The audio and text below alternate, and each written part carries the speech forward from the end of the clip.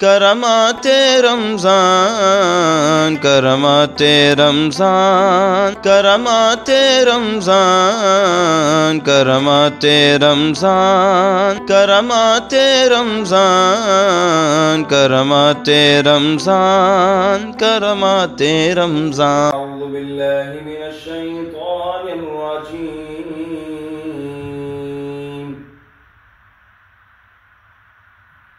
بسم اللہ الرحمن الرحیم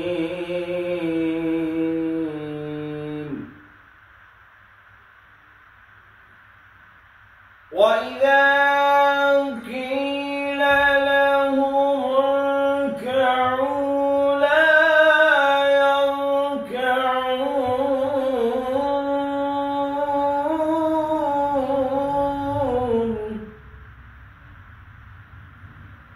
وَيْلٌ يَوْمَئِذٍ لِّلْمُكَذِّبِينَ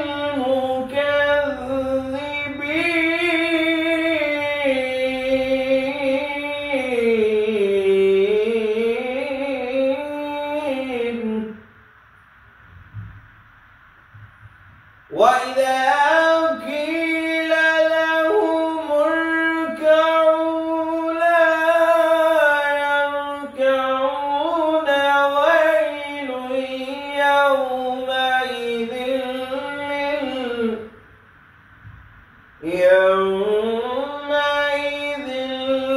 لِّلْمُكَذِّبِينَ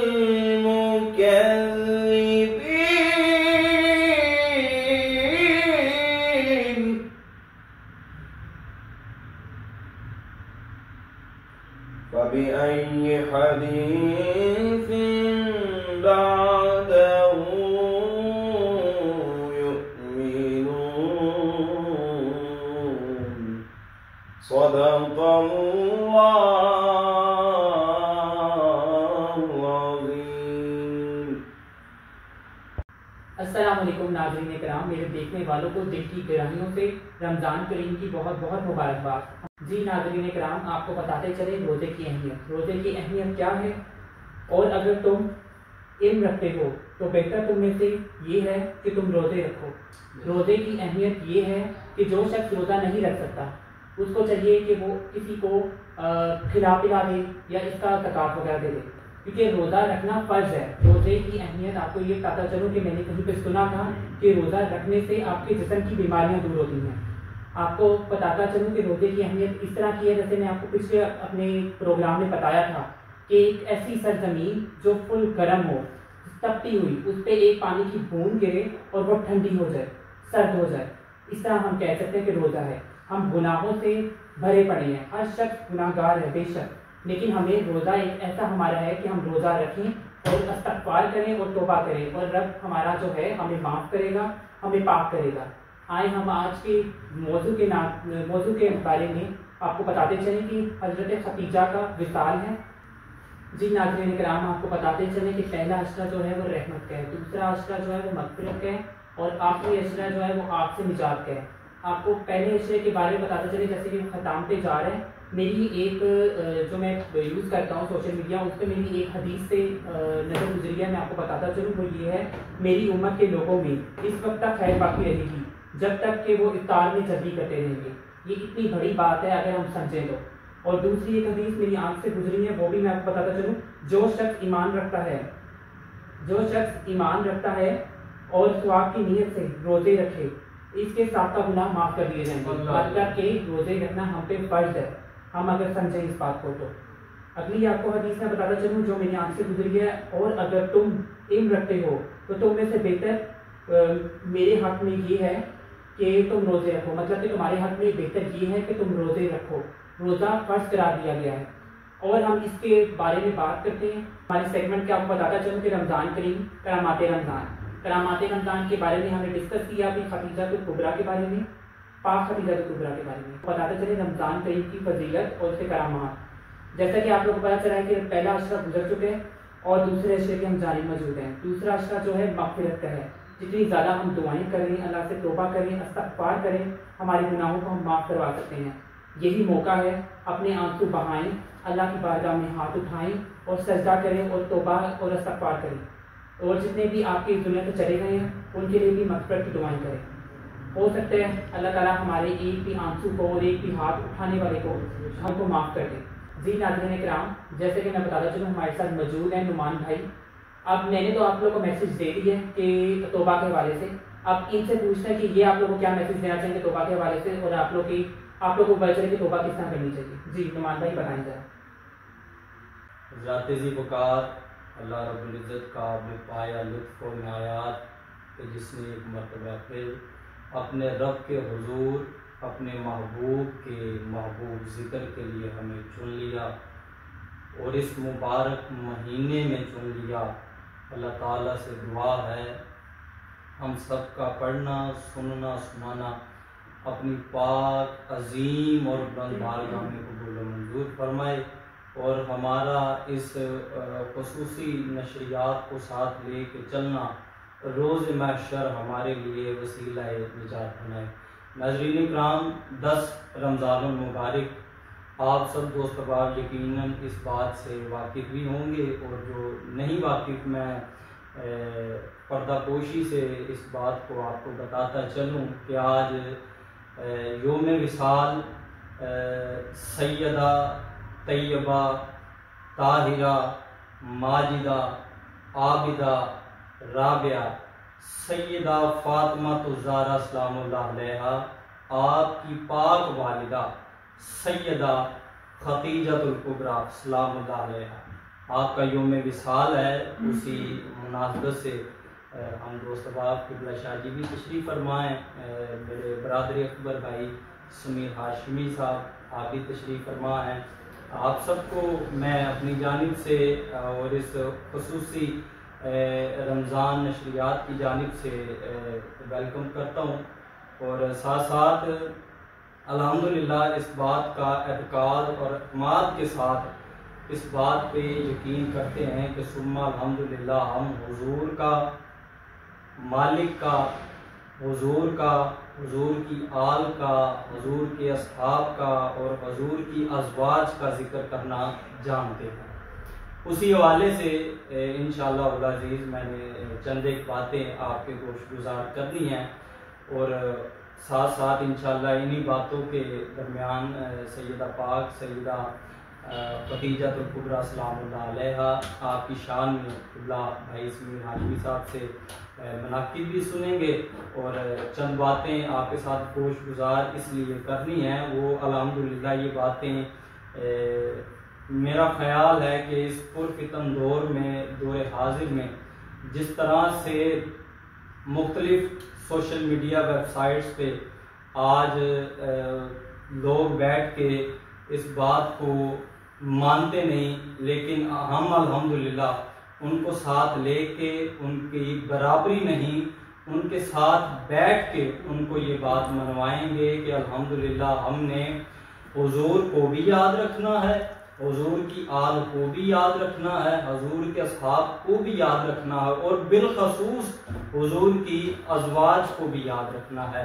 اسی حوالے سے میں پہلا جملہ آپ کے گوش گزار کرنے لگا ہوں، اور بڑا ہی خوبصورت جملہ ہے یہ.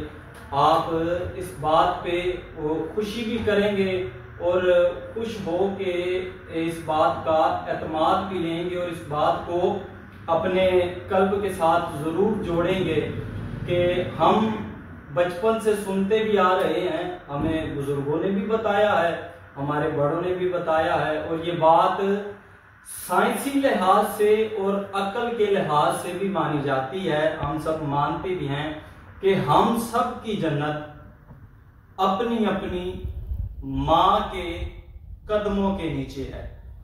ہم سب کی جنت اپنی اپنی ماں کی قدموں کے نیچے ہے، اور اللہ تعالیٰ نے حضرت خدیجہ کو یہ شان بخشی ہے کہ پوری دنیا کائنات میں جتنی مائیں ہیں ان سب کی جنت سیدہ فاطمہ الزہرا سلام اللہ علیہا آپ کے قدموں کے نیچے ہے، اور سیدہ طیبہ طاہرہ ماجدہ عابدہ رابعہ سیدہ فاطمہ الزہرا سلام اللہ علیہا کی جنت سیدہ خدیجۃ الکبریٰ کے قدموں کے نیچے. ایسے ہی اور بالکل الحمدللہ ہم اس بات کو مانیں گے اور اسی حوالے سے انشاءاللہ باتیں اور بھی گوش گزار ہوں گی. میں وقت کو ملحوظ خاطر رکھتے ہوئے مناقب کے لیے ملتوس ہو رہا ہوں اپنے وان سے. بڑے خوبصورت ثناخوان ملک پاکستان میں حضور کی نعت پڑھی جاتی ہے جہاں جہاں. حوالہ نعت آپ کی پہچان ہے. الحاج مختار احمد صدیقی صاحب آپ کے منظور نظر شاگرد ہیں. ملتوس ہو رہا ہوں بھائی محمد سمیر ہاشمی صاحب سے کہ آپ آئیں اور سیدہ خدیجۃ الکبریٰ سلام اللہ علیہا آپ کی شان میں اپنے الفاظ ہمارے گوش گزار کریں. بسم اللہ الرحمن الرحیم. میں سب سے پہلے شکریہ ادا کرتا ہوں ٹرانسمیشن کرامت رمضان کی پوری ٹیم کا, ان کے جتنے برادران ہیں ان کا. یہ مجھے یہاں کیونکہ آنا بھائی بہت اچھا لگا ہے. یہ بہت اچھا یہ جو ہے یہ اس کا آپ نے انعقاد کیا ہے. اللہ پاک آپ کو خوش رکھے اور آپ کی اس کاوش کو اپنی بارگاہ میں قبول منظور فرمائے. جیسا کہ آپ نے مجھے فرمایا کہ میں سیدہ خدیجۃ الکبریٰ پاک کی بارگاہ میں حاضری پیش کروں گا. میں آپ کو سناتا ہوں ان کی شان کے بارے میں. اللہ پاک سے دعا ہے کہ اللہ پاک یہ ہمارا پڑھنا یہاں پہ اس طرح جمع ہونا اپنی بارگاہ میں قبول منظور فرمائے.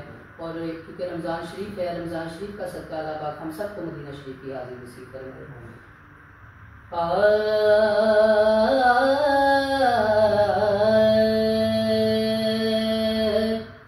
ہے سب سے جدا آپ کی یہ شان بھتیجا,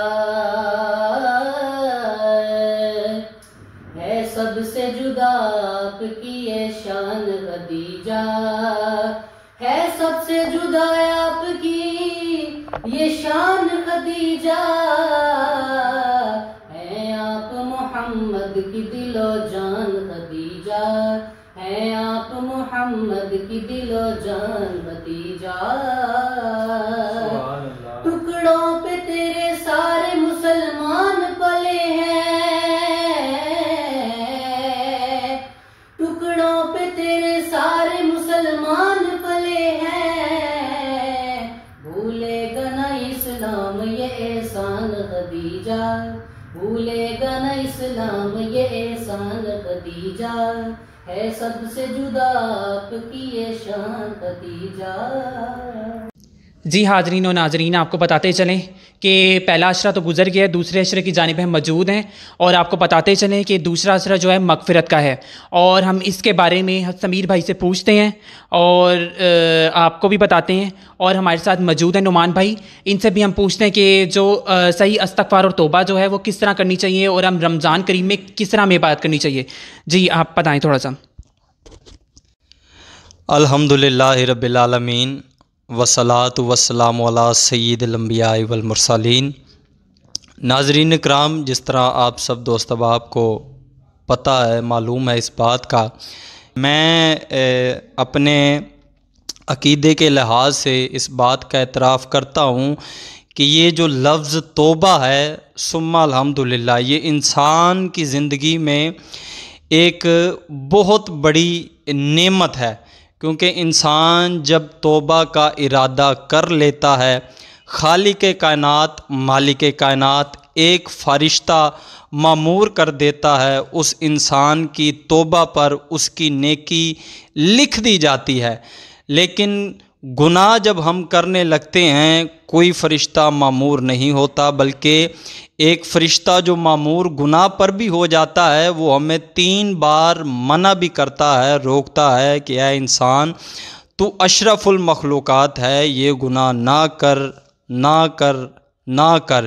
3 مرتبہ جب وہ کہتا ہے ہم نہیں رکتے, ہم گناہ کر لیتے ہیں, پھر گناہ وہ ہمارا نامہ اعمال میں لکھ دیا جاتا ہے.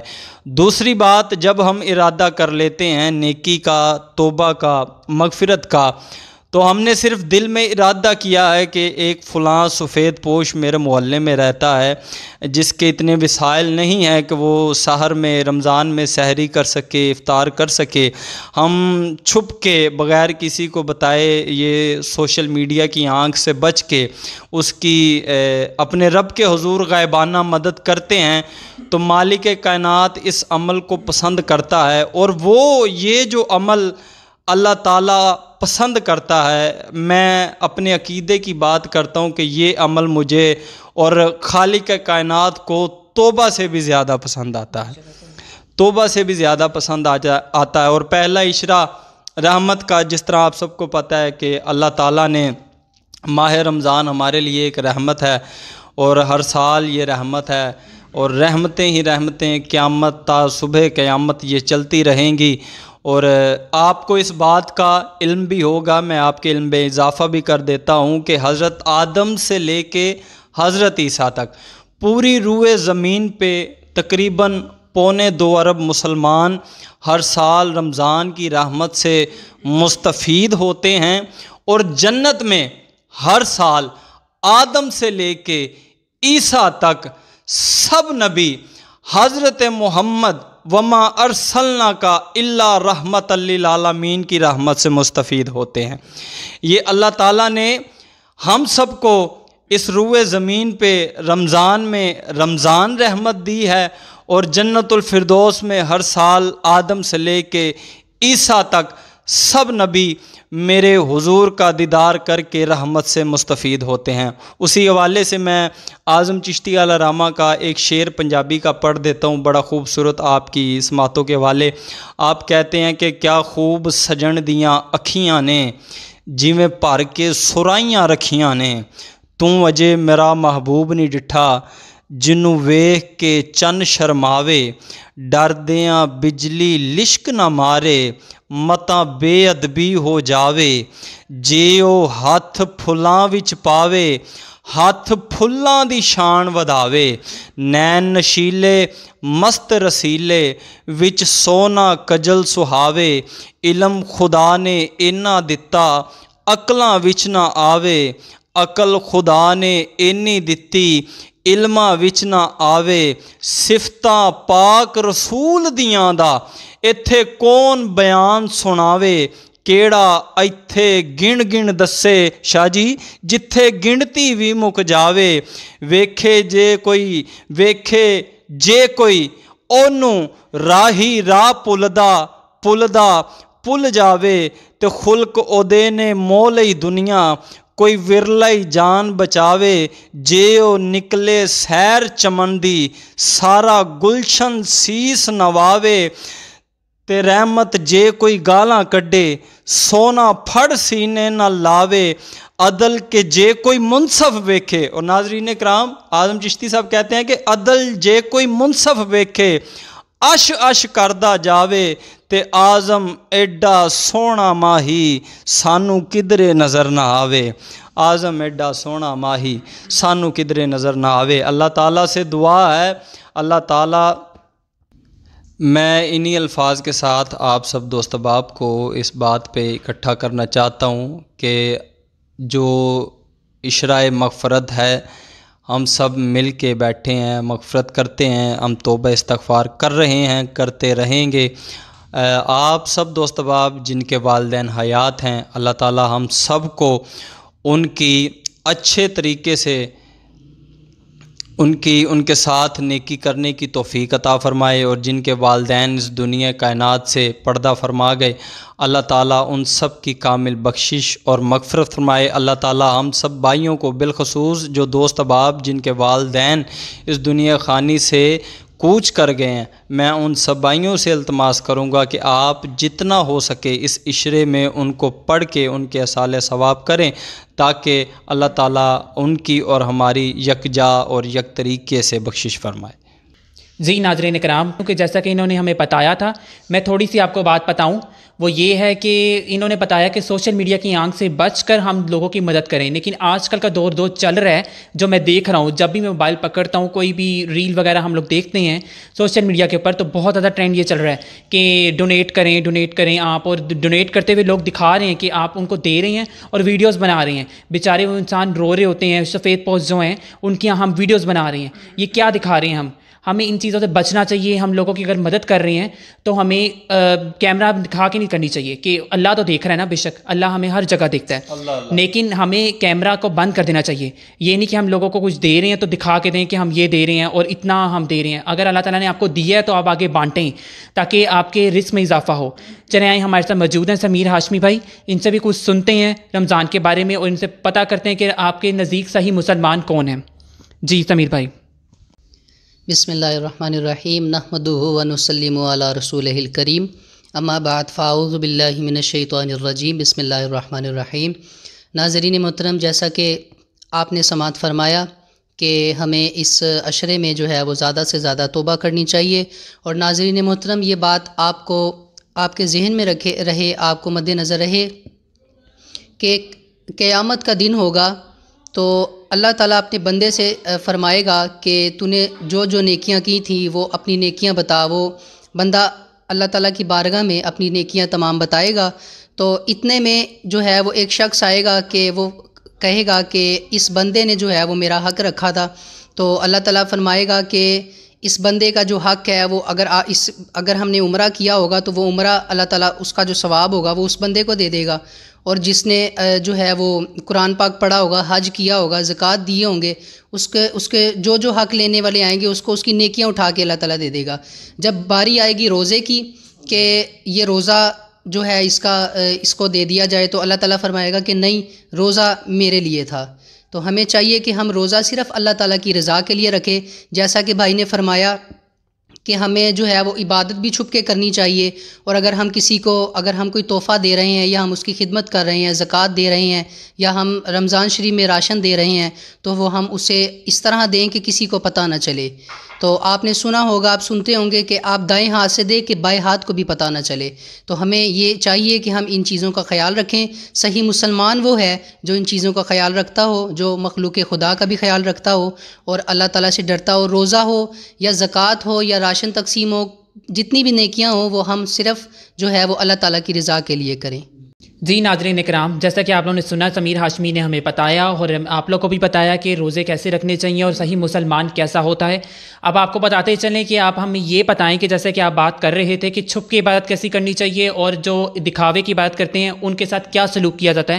ہم اس کے بارے میں آپ کو لوگوں کو بتاتے ہیں. چلیں آئیں سمیر بھائی، ہمیں یہ بھی بتائیں تھوڑا سا. جی میں عرض کرتا ہوں کہ ایک بہت پیاری بات ہے، بہت پیارا واقعہ ہے. ایک بہت بڑے بزرگ ٹھہرے ہیں جن کا نام حضرت عبداللہ بن حارث تھا.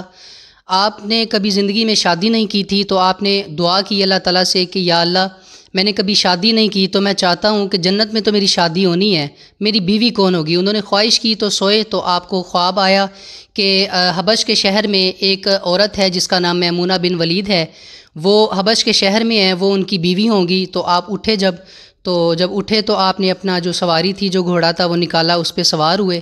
تو آپ وہاں پر جب وہ پہنچے تو وہاں کے جو بادشاہ تھے، وہاں کے جو احباب تھے، انہوں نے بہت استقبال کیا کیونکہ وہ اللہ تعالیٰ کے بڑے ولی تھے. انہوں نے استقبال کیا. انہوں نے فرمایا کہ آپ حضرت ہمیں بتا کر آتے، پہلے آپ ہمیں کوئی جو تھا وہ خط بھیجتے تاکہ ہم آپ کا صحیح طرح استقبال کر سکتے. تو حضرت عبداللہ بن حارث نے فرمایا کہ میں آپ سے ملاقات کے لیے نہیں آیا، یہاں پر ایک میمونہ بن ولید ہے، میں اس سے ملاقات کے لیے آیا ہوں. تو وہ بادشاہ تھا، اس نے کہا کہ میمونہ بن ولید جو ہے وہ تو ایک پاگل عورت ہے، کوئی رو رہا ہوتا ہے تو اس کو دیکھ کے ہنسنا شروع ہو جاتی ہے، کوئی ہنس رہا ہوتا ہے تو اس کو دیکھ کر رونا شروع ہو جاتی ہے، لوگ اس کو پتھر مارتے ہیں. تو وہ ہماری بکریاں چراتی ہے، وہ جنگل کی طرف بکریاں چرانے کے لیے گئی ہے، تو وہ مغرب تک آئے گی تو آپ مغرب تک یہاں پر انتظار فرمائیں، جب وہ آئیں گی تو آپ ملاقات فرمانا. حضرت عبداللہ بن حارث فرماتے ہیں کہ نماز مغرب کس نے دیکھی ہے؟ مجھے آپ جنگل کا راستہ بتائیں، میں وہاں جانا چاہتا ہوں. انہوں نے فرمایا کہ آپ جو ہے وہاں نہ جائیں کیونکہ وہ راستہ بہت خطرناک ہے، وہاں شیر بھی ہیں، سانپ بھی ہیں، طرح طرح کے جانور ہیں، بہت خطرناک جنگل ہے وہ، آپ وہاں پر نہ جائیں. تو انہوں نے فرمایا کہ نہیں، میں جس مقصد کے لیے آیا ہوں میں نے وہ اپنا مقصد پورا کرنا ہے. آپ دوبارہ گھوڑے پر تشریف آپ نے رکھی تو وہ جنگل کی طرف جو ہے وہ روانہ ہو گئے. تو وہ جب جنگل کی طرف گئے تو حضرت عبداللہ بن حارث فرماتے ہیں کہ واقعی مجھے اس جو عورت تھی میمونہ بن ولید کی مردانگی پہ اتنی حیرت ہوئی کہ واقعی وہ جنگل بہت خطرناک تھا، وہاں پہ سانپ بھی تھے، شیر بھی تھے، طرح طرح کے جانور تھے. اس عورت کی مردانگی پہ حیرانگی یہ ہوئی کہ وہ یہاں سے گزر کیسے گئی. اور بڑی بات یہ تھی کہ اس کے پاس جو تھی وہ بکریاں تھیں، تو وہ تو شیروں کی خوراک ہوتی ہے. تو آپ جب تھوڑا سا آگے گئے تو آپ نے دیکھا کہ جائے نماز بچھی ہوئی ہے، ایک عورت جو ہے وہ اللہ تعالیٰ کی بارگاہ میں جھکی ہوئی ہے، تو وہ اللہ تعالیٰ کی عبادت کر رہی ہے۔ جب وہ عورت نے سلام پھیر کے حضرت عبداللہ بن حارث کی طرف دیکھا اور فرمایا، اے عبداللہ، ہماری ملاقات تو جنت میں تھی، آپ یہاں پر ہی تشریف لے آئے ہیں۔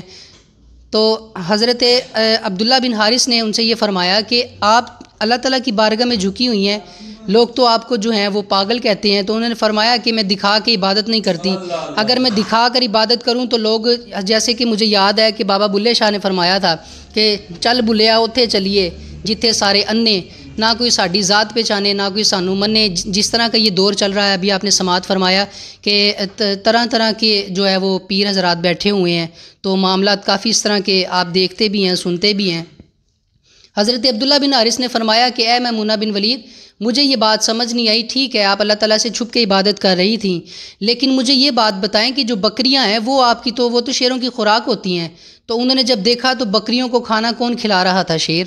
تو آپ نے فرمایا کہ یہ کیا ماجرا ہے؟ تو میمونہ بن ولید نے فرمایا کہ اے عبداللہ، جب سے میں نے یاری اپنے رب سے لگائی ہے تو ان شیروں نے یاری میری بکریوں سے لگا لی ہے۔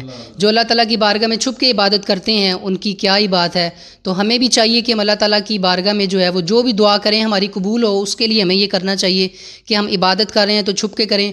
آپ دیکھتے ہیں کہ مسجدوں میں نماز تراویح ہوتی ہے، تو وہ بھی ہم اس وجہ سے جاتے ہیں کہ ہمارے ساتھ جو ہیں وہ چودھری صاحب کھڑے ہوں گے، ہم نے ان کو دکھانا ہے کہ ہم بھی تراویح کے لیے آئے ہیں۔ جس طرح میں نے بتایا کہ روزہ صرف اللہ تعالیٰ کی رضا کے لیے ہے، اسی طرح جتنی نیکیاں ہیں، ہم نماز بھی پڑھ رہے ہیں تو ہم اسی طرح پڑھیں کہ ہم جو ہے وہ اللہ تعالیٰ کی رضا کے لیے پڑھ رہے ہیں۔